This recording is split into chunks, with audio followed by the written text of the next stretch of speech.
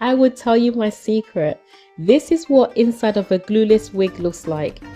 All you need is an adjustable strap or elastic band, comb and the right wig size. That's it, and you can have the perfect fitted wig without using glue. How to fix your melted lace. She first started by fixing her lace edges that has lifted. All you need for this is any holding spray and a comb.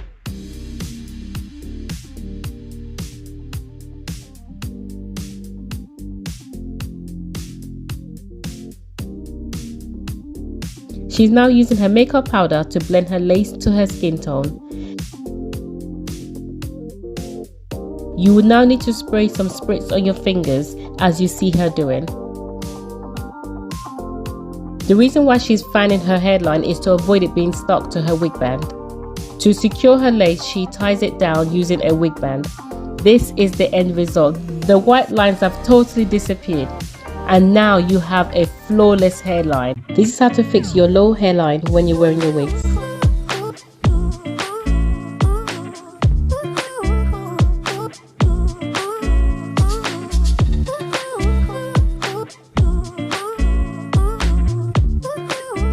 How to give your wig extra security at the back.